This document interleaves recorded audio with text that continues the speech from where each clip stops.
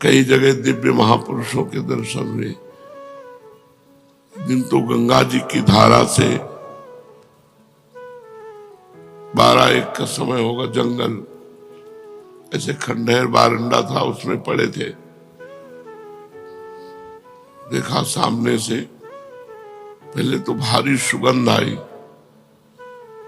मतलब ऐसी हमने कहीं सुगंध सृष्टि में देखी ही नहीं। फिर देखा गंगा की धारा से प्रकट हो रहे और हमारी तरफ आ, और हम जैसे जैसे वो आते जा रहे वैसे वैसे जड़ होते जा रहे। हमारा शरीर हिल नहीं सकता, बिल्कुल जड़ता भाव एकदम। ज्ञान पूरा है, चेतना पूरी है, हिल नहीं सकते।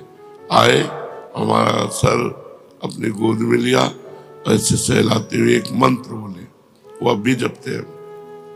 थोड़े समय वो अब भी जपते हैं, क्योंकि महापुरुष का दिया हुआ, किसी लाभ से नहीं, पर भगवान ही तो उस महापुरुष के रूप में आए और उन्होंने दिया। बस केवल सर में से हाथ फैलाते रहे। कई ऐसे महापुरुषों के जो बड़े ही दिव्य, तो अपने आप आपको संतों का सानिध्य मिल जाएगा यदि अहंकार रहित और भोग, इंद्रियों के जो भोगे जाते हैं इनका त्याग, ये 2 बातें जरूरी है। कबीरदास जी कहते हैं, चदरिया जैसी की तैसी धरि दीनी। अपनी सुधा निधि में लिखा हुआ है, धरोहर की तरह ये शरीर गंदा ना होने पाए। आप लोग बड़े भाग्यशाली हैं जो आपको वैराग्य मार्ग मिला है, कोई छोटी मोटी बात नहीं है। अब जरूरत बस 2 बातों की है, ना तो साधन का, ना संपत्ति का अहंकार न हो, और किसी भी इंद्रिय का शास्त्र विरुद्ध भोग न हो, तो आपके ऊपर अपने आप कृपा बरसती चली जाएगी। वैसे भगवान की कृपा अहेतुकी है, वो दीन पामर विषयी पुरुषों पर भी बरसती है, पर संतों की कृपा विशेष उन्हीं पर होती है। इसीलिए एक जगह और भागवत में लिखा हुआ है कि जो धन संपत्ति रहित दरिद्र है उस पर महापुरुषों की विशेष कृपा होती है।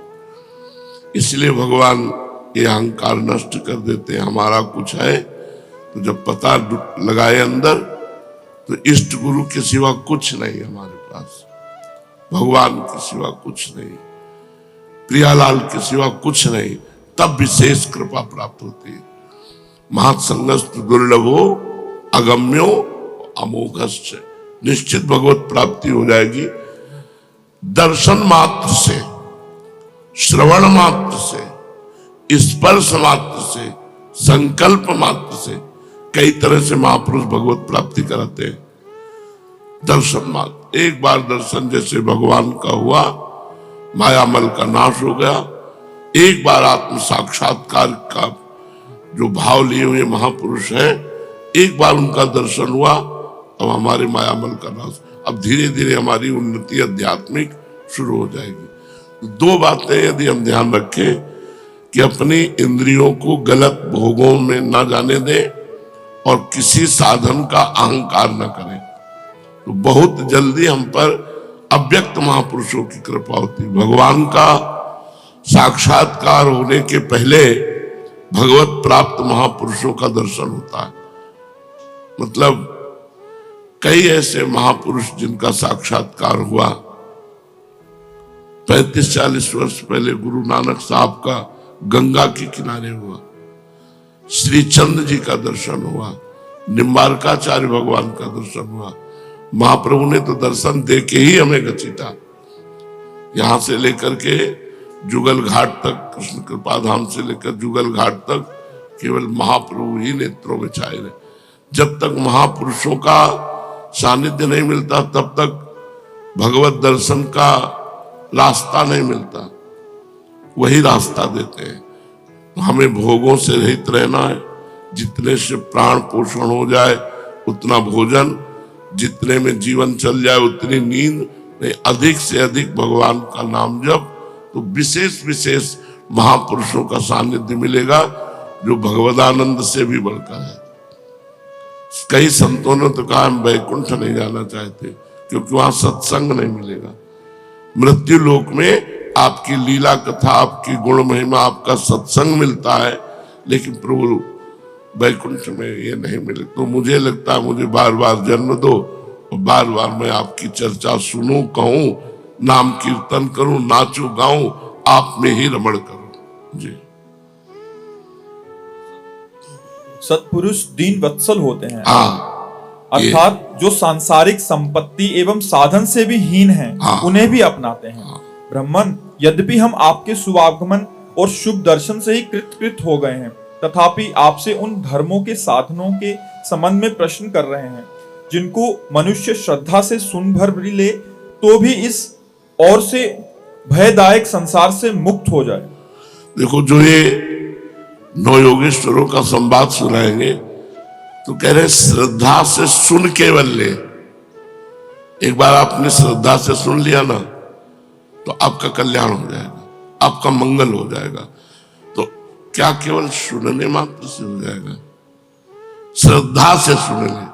श्रद्धा का मतलब होता है जो सुना वैसे उतार लिया, इसीलिए श्रद्धा शब्द है, केवल सुनना नहीं है। जो सुना उसे अपने जीवन में उतार लिया तो बोले एक बार सुनने मात्र से भगवत प्राप्ति हो जाएगी। जी।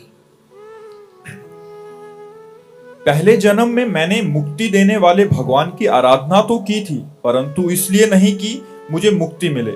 मेरी आराधना का उद्देश्य था कि वे मुझे पुत्र रूप से प्राप्त हों। अब देखो, वसुदेव जी महाराज को भगवान श्री कृष्ण पुत्र रूप में प्राप्त है। भगवान श्री कृष्ण मोक्षाधिपति है। इतनी मुक्ति तो सबको चाहिए, ना अपने शरीर से राग, न किसी अन्य शरीरों से राग, न किसी भोग की इच्छा, न किसी मान प्रतिष्ठा की इच्छा। अगर द्वंद्वों से मुक्ति नहीं मिली, देखो जो ज्ञानी की स्थिति वर्णन की गई है वही प्रेमी की स्थिति वर्णन की गई है। जहां हम ज्ञानी महापुरुष की स्थिति का तो बोले माना पमाना तुल्यो, तुल्य निंदात्म संस्तुति, मान अपमान में समान, निंदा स्तुति में समान।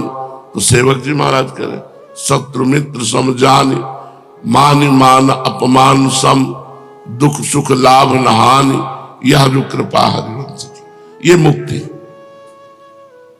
हम समस्त द्वंद्वों से मुक्त होंगे तभी प्रेम प्राप्त कर सकते हैं।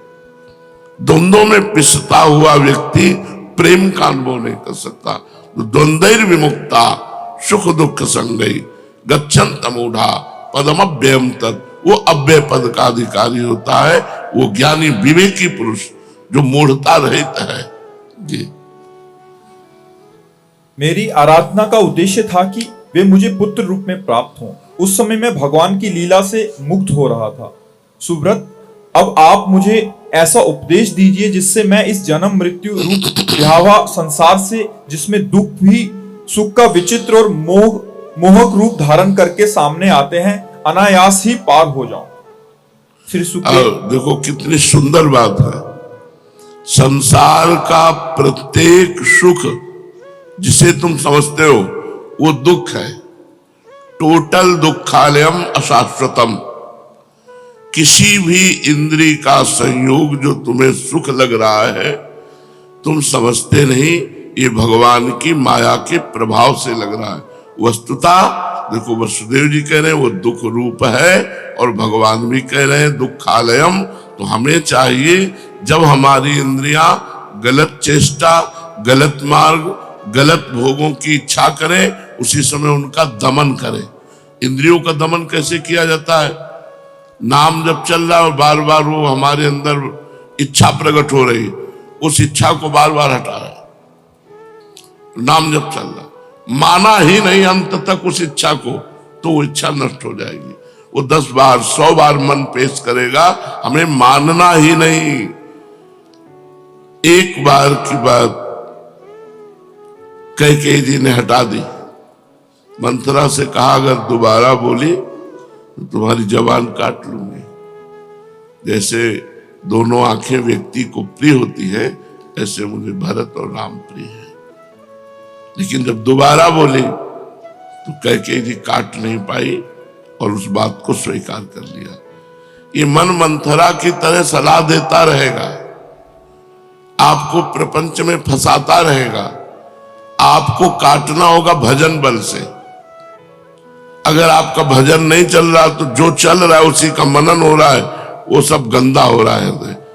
आपको भगवदानंद का अनुभव नहीं हो रहा, उसका कारण है मन का विषयों का स्फुरण। जब तक ये बंद नहीं होगा, स्फुरण भी नहीं होता। ऐसा नहीं होता कि मन भूत भविष्य का चिंतन कर रहा है या भोगों का स्फुरण, कुछ नहीं, शांत जो चला रहे हो वही चल रहा है। पर ये आज थोड़ी चलेगा। अभ्यास योग युक्तेन चेतसा नान्यगामिना, जब हम बहुत अभ्यास करेंगे तब हमारे अंदर ये स्थिति आएगी कि शांत एकदम, बोलने का इच्छा नहीं, खाने की इच्छा नहीं, सोने की इच्छा नहीं, मिलने की इच्छा का नाश ही मोक्ष है, इच्छा ही बंधन है। सकल कामना हीन जे राम भगति रसलीन, जाहि न चाही कबों कछु, चाहना ही इच्छा ही यही बंधन है, यही भगवत विमुखता है। उत्तम बात है इच्छाओं का भगवान के चरणों में समर्पण कर देना। और कर पावे न कर पावे, आप तो वृंदावन वासी, विरक्त मार्ग भगवत उपासी। चाहे भले गृहस्थ हो, लेकिन यहाँ सब विरक्त है क्योंकि सब प्रियालाल के लिए आए हुए हैं। जी सुब्रत, अब आप मुझे ऐसा उपदेश दीजिए जिससे मैं इस जन्म मृत्यु रूप भयावह संसार से, जिसमें दुख भी सुख का विचित्र और मोहक रूप से धारण करके सामने आते हैं, अनायास ही पार हो जाऊं। श्री सुखदेव जी कहते हैं, राजन, बुद्धिमान वसुदेव जी ने भगवान के स्वरूप और गुण आदि के श्रवण के अभिप्राय से ही ये प्रश्न किया था। देवऋषि नारद उनका प्रश्न सुनकर भगवान के अचिंत्य अनंत कल्याणमय गुणों के स्मरण में तन्मय हो गए और प्रेम एवं आनंद में भरकर वसुदेव जी से बोले। नारद जी ने कहा, यदुवंश शिरोमणे, तुम्हारा ये निश्चय बहुत ही सुंदर है, क्योंकि ये भागवत धर्म के संबंध में है, जो सारे विश्व को जीवन दान देने वाला है, पवित्र करने वाला है। वसुदेव जी, ये भागवत धर्म एक ऐसी वस्तु है जिसे कानों से सुनने, वाणी से उच्चारण करने, चित्त से स्मरण करने, हृदय से स्वीकार करने या कोई इसका पालन करने जा रहा हो तो उसका अनुमोदन करने से ही मनुष्य उसी क्षण पवित्र हो जाता है, चाहे वो भगवान का एवं सारे संसार का द्रोही ही क्यों ना हो। कितनी बड़ी बात कह दी। भगवत द्रोही भी हो, विश्व द्रोही भी हो, अगर भागवत धर्म को श्रवण कर ले और कहीं पालन कर ले तो क्या करना है।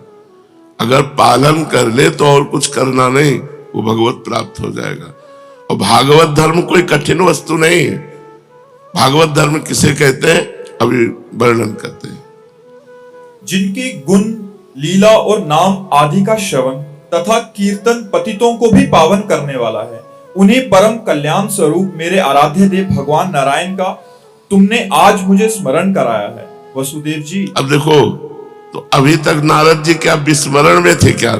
नवम जब हम भगवत चर्चा सुनते हैं, जब भगवान की आप कोई बात करते हैं तो ऐसा लगता है कि मुझे अब स्मृति आई, जबकि स्मृति में ही डूबे हैं। नवम जैसे कुछ लोग कहते हैं कि मंत्र जपते हुए थकान लगती है, नाम जप करते हुए थकान महसूस होती है, पाप, अभी पाप है। नहीं, तुमसे सही कहते हैं, जलन महसूस होती है कि अभी वो भजन नहीं हो रहा, हाय हाय मचता है कि फिर रात आ गई, फिर दिन आ गया, अभी वो भजन नहीं हो रहा जो होना चाहिए।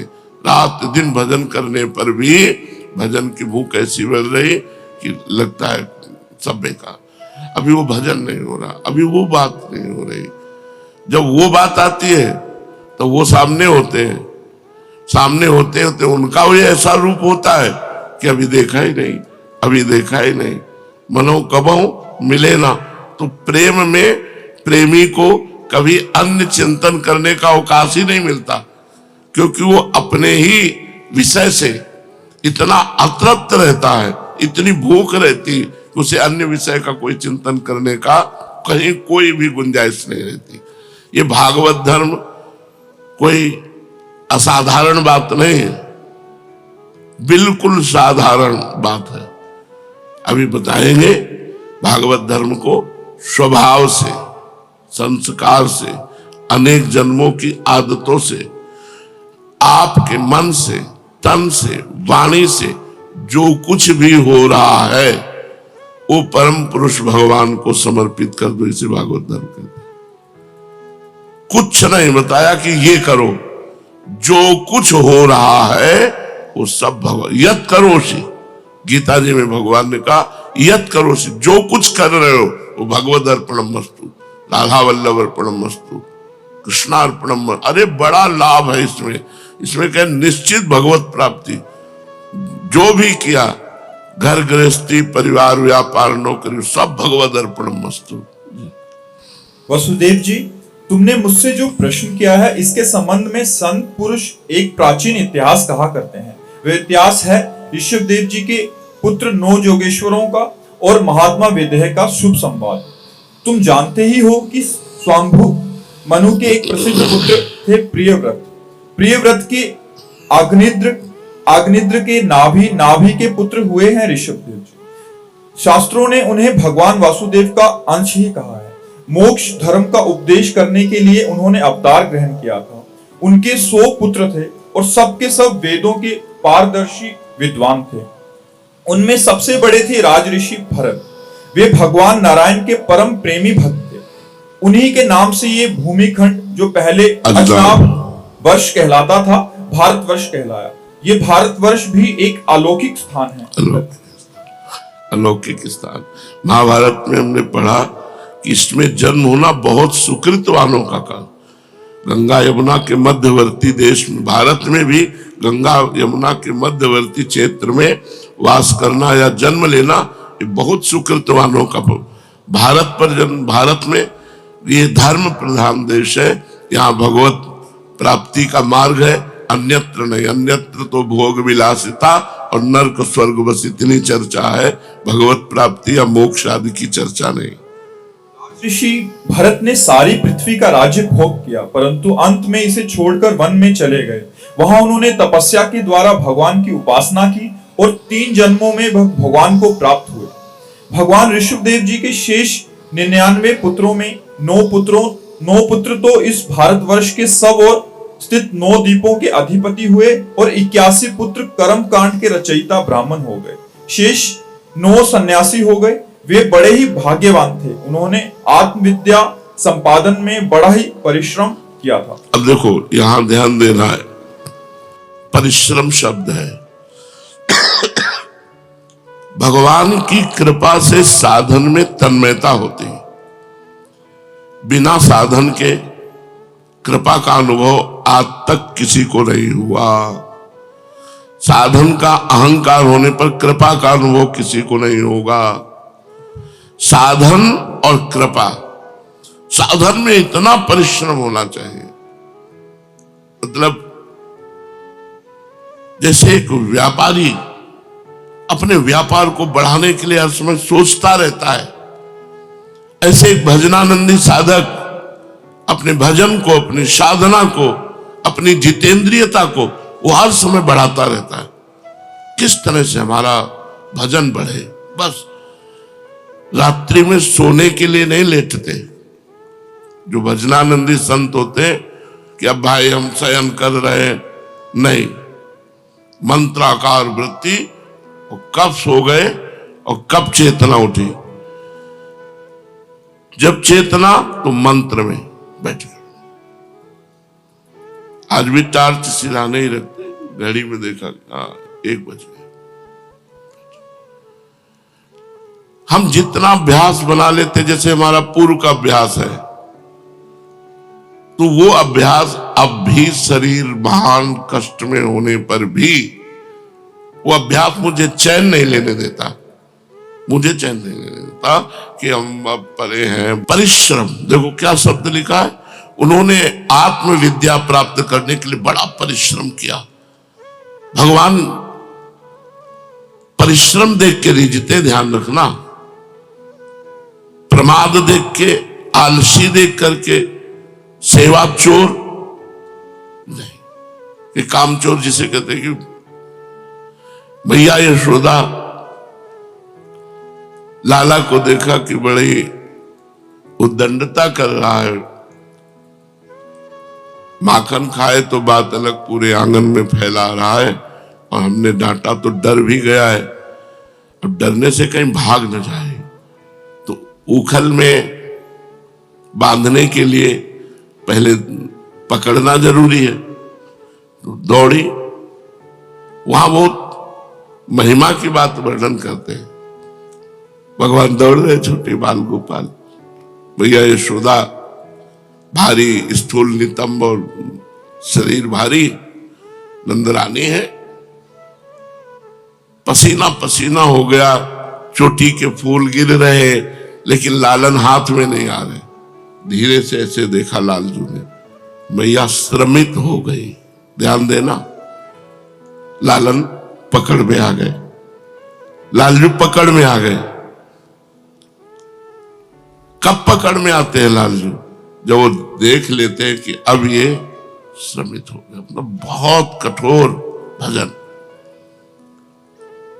मुखराय में पूज्य माधव बाबा अभी विराजमान है, लकीर के फकीर, शास्त्र सिद्धांत के अनुसार बीमार हुए, इनको भेजा, जाओ कुछ सेवा। मुखराय के ब्रजवासी जो कर देंगे कर दे। कठोर नियमों का पालन करते हुए अपने भजन की सुरक्षा, भजन की वृद्धि और भगवत प्राप्ति के लिए। और ये आज से नहीं, 20 वर्ष से देख रहे हैं बाबा का एक ही नियम। मुखराय से जो रोटी आ गई, मुखराय से जो दवा व्यवस्था हो गई, प्रणाम करो आप, तुमको बुरा लगेगा। मान, कीर्ति, ये सब जहर है जो लिखा है, महापुरुषों ने वैसा प्रयोग करके दिखाया है। हमारे को एक अवसर में दिया है भगवान ने, सच्ची मानिए, पर माया भजन नहीं करने देती, प्रपंच में लगा करके उस समय को नष्ट करती है। उसका काम है ऐसी बात डाल देना आपकी खोपड़ी खराब हो जाए, ऐसा कोई क्रिया बन जाना जिससे आप पश्चाताप में जले, वो यही करती रहती। भजन कब होता है? आनंद की उमगन आ रही, मंत्र चल रहा, नाम चल रहा है, आंसू बह रहे, भगवान की झांकी आ रही, एकांत में लोटपोट हो, ये भजन। ये कब? बोले अध्यात्म विद्या में बड़ा परिश्रम किया, बड़ा परिश्रम। 2-3 घंटे रात्रि में सो लिया, 1 घंटे दिन में सो लिया, थोड़ा थोड़ा प्यार, राधा वल्लभ श्री राधा वल्लभ। अभी आप देखो चमत्कार ना होने लगे तो बताना, अंदर ही अंदर आपके ज्ञान, विज्ञान, भक्ति सब कुछ बढ़ने लगेगा। अब जब भजन नहीं है, देखो शरीर सेवा से शरीर पवित्र होता है। हमारी बात को अन्यथा मत ले जाना कि तो शरीर सेवा, जो हमारी शरीर शुद्धि है वो सेवा से होती, लेकिन मन शुद्धि सुमिरन से होती। शरीर पवित्र है और मन अपवित्र है तो गंदे विचार फेंकता रहेगा अंदर। मन को पवित्र करने के लिए सुमिरन अत्यंत आवश्यक है। यदि सुमिरन नहीं तो मतलब फिर बात बनी नहीं। जैसे कोई भी पंछी आकाश में उड़ेगा तो 2 पंखों से उड़ेगा, ऐसे सेवा और सुमिरन ये हमारे पंख हैं जिनके द्वारा हम भगवत प्राप्ति करते हैं। केवल सुमिरन में बैठे रहे तो शरीर निर्वाह नहीं होगा। बड़े बड़े सिद्धों को भी हमने देखा है हाथ पैर हिलाते हुए। तो हम शरीर से सेवा और मन से निरंतर भजन और भोगों का संपूर्ण त्याग, यही परिश्रम है। बोले बड़े परिश्रम से अध्यात्म विद्या प्राप्त की। तो जब तक हम आलसी, प्रमादी, भोगी, तो फिर भगवान के मार्ग के पथिक कैसे बनेंगे? हमको चाहिए बिल्कुल जान की बाजी लगा दे, जीवित मर जाए उलट आप में समाए, यह दिलगिरी है।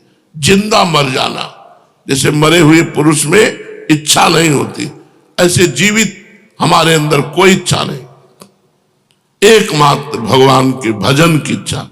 हम आपसे हृदय की बात कहते हैं कि भगवान के मिलन की चाह से भी बढ़कर बात है भगवान के निरंतर भजन की चाह। महापुरुषों से जो पकड़ा गया, भगवान से भी प्रिय बात है भगवान का नाम प्रिय लगना, और भगवान के मिलन से भी बढ़कर बात है भगवान का निरंतर भजन की चाह होना। भजन, ये हम महापुरुषों की बातें बता रहे हैं। अपने को लगता है यार भगवत प्राप्ति हो जाए, झंझट खत्म हो जाए, काम करो तो लोग मुंह मन। भगवत प्राप्ति अक्रूर जी को हुई, उसे मंतक मणि लेकर के चले गए काशी, भगवान से दूर। खास भगवत प्राप्ति तो है ही है, लेकिन अगर भजन नहीं है तो भगवत प्राप्ति का रंग नहीं आएगा। जिसको भगवत प्राप्ति हुई भजन आनंदी और भजन में डूबा भगवान की दिव्य लीला है, और भजन में डूबा भाव देह से भगवान की दिव्य लीलाओं में, और भजन में डूबा प्रिया प्रीतम उनके अधीन हो गए। जैसा वो चाह रहे वैसे प्रिया प्रीतम खेल रहे। तो परिश्रम शब्द आया है कि उन्होंने अध्यात्म विद्या के लिए बड़ा परिश्रम किया। आप ये सुबह से उठकर शौच स्नान आदि क्रिया, ये सब भजन है, क्योंकि हम प्रभु के लिए कर रहे हैं। तो हमें चाहिए आलस्य और प्रमाद छू न जाए, और खान पान से थोड़ा उदासीन रहे। भजन सरस, भोजन जिसका नीरस, पक्की बात समझ लो। और जिसका भोजन सरस उसका भजन नीरस। परिश्रम शब्द है, अगर आप साधना में परिश्रम नहीं करेंगे तो प्रमाद स्थिति आपके अंदर रहेगी, शरणागत स्थिति नहीं। ध्यान रखना, एक शरणागति के बहाने प्रमाद को पुष्ट करते रहते हैं। काहू के बल भजन को, काहू के आचार, व्यास भरोसे कुंवर के, सोवत पांव पसार। ये दोहा किस कोटि का भरोसा है वह अभी नहीं। संपूर्ण रागों का त्याग होकर लाडली के चरणों की ठसक, यही तो भजन है। हर समय हर समय तो हमें प्रमाद स्थिति नहीं धारण करनी, हमें परिश्रम करना, पसीना चुहाना है भजन में। डट कर बार बार मन हटता है, बार बार नाम जप को हृदय जलता है, हम उसे सहेंगे। काम क्रोध जला रहे हम उसे सहेंगे, हम भूख प्यास सहेंगे, हम रात में जगेंगे, डट के भजन करेंगे, और इसी जन्म में प्रियालाल को प्राप्त होंगे। जी।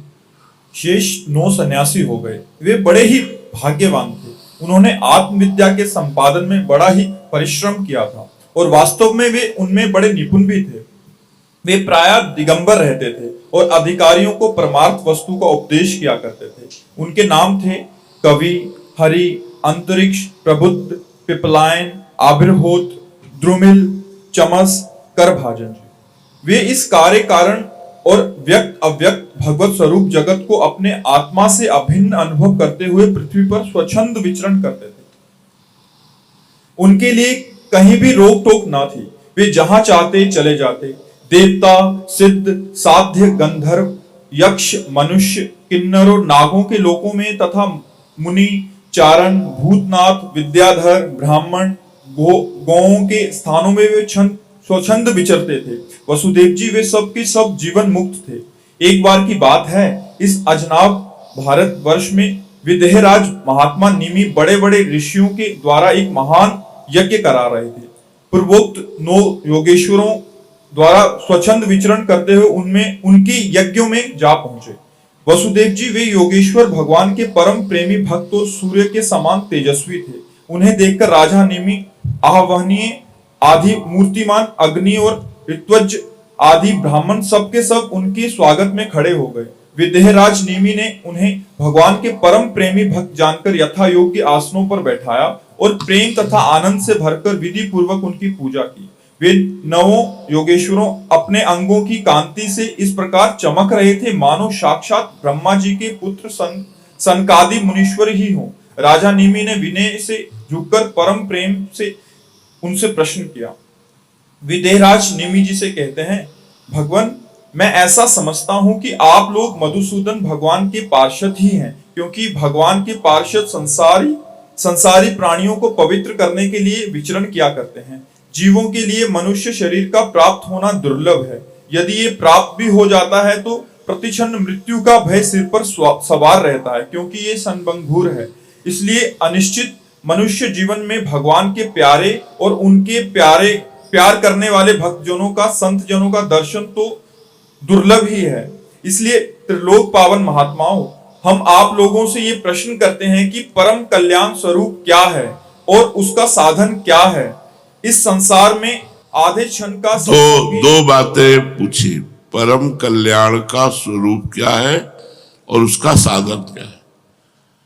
परम कल्याण मतलब भगवत प्राप्ति, उसका स्वरूप क्या है और उसका साधन क्या है। जी।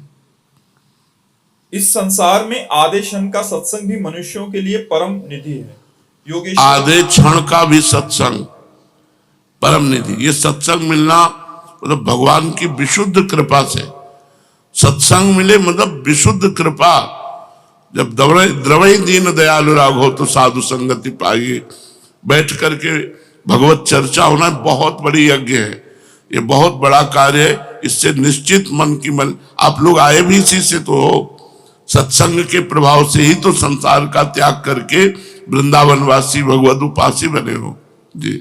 योगेश्वरों, यदि हम सुनने के अधिकारी हों तो आप कृपा करके भागवत धर्म का उपदेश कीजिए, क्योंकि उनसे जन्मादि विकार से रहित एक रस भगवान श्री कृष्ण प्रसन्न होते हैं और उन धर्मों का पालन करने वाले शरणागत भक्तों को अपने आप तक का दान कर देते हैं।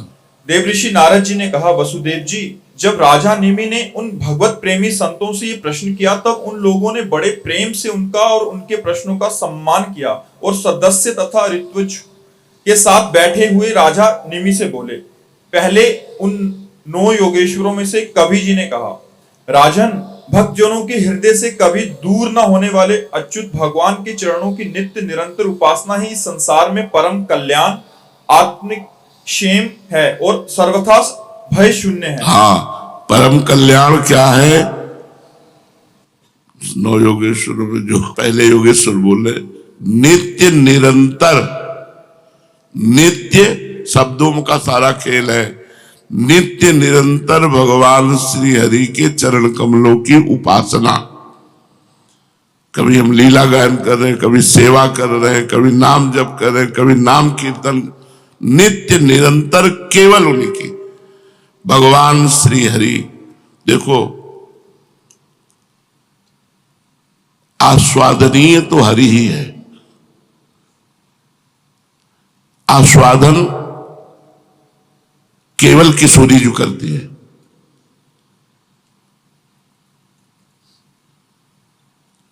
आस्वादन केवल किशोरी जो करते हैं श्री कृष्ण का, दूसरे की सामर्थ्य नहीं। अगर कोई आस्वादन कर पाया तो किशोरी जी की कृपा से श्री कृष्ण का आस्वादन कर पाया। जैसे अपने ही आत्मानंद का रसास्वादन करने के लिए श्री कृष्ण ने राधा रूप धारण किया, अपने ही आत्मानंद का रसास्वादन करने के लिए। तो अब आपको समझ में आ रहा है। और हम कह रहे हैं किशोरी जी ही ऐसी कृपा करें तो श्री कृष्णानंद भगवदानंद की अनुभूति, श्री कृष्ण का रसास्वादन नहीं कर पाया कोई। आज तक अगाध रस समुद्र है, उनका रसास्वादन केवल किशोरी जी ही कर, और अगर कोई कर पाया तो किशोरी जी के कृपा भाव से ही कर पाया। ये पाद पद्म नख चंद्रमणि छटाया विस्फुरितम किमपि गोपवधु स्वदर्शी पूर्णानुराग रस सागर सार मूर्ति साराधिका मई कदापि कृपाम करोति। राधा दास मपास्य प्रेतते गोविंद संगासया सोयम पूर्ण सुधारुचे परिचयम राकाम विना कांक्षते।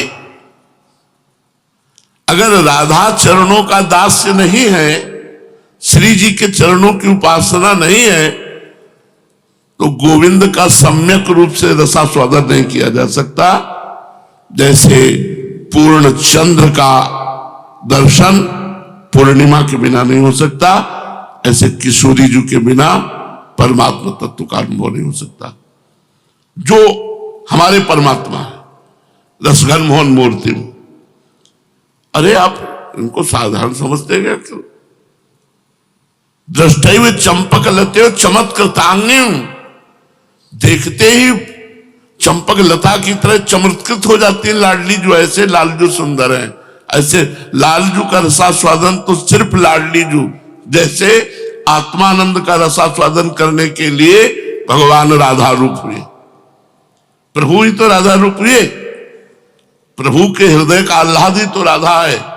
तो हम लोगों को तो बहुत बढ़िया मार्ग मिल गया। अगर राधा दास नहीं है तो मोहन का स्वादन नहीं, और राधा दास से जो है वो मोहना स्वादिते स्वयं राधा दास का रसा स्वादन पर ब्रह्म परमात्मा रसघन मोहन मूर्ति श्री लालजू महाराज करते हैं। तो श्री जी के चरणों का आश्रय लेकर निरंतर हरि की नित्य निरंतर उपासना, यही परम कल्याण का स्वरूप है।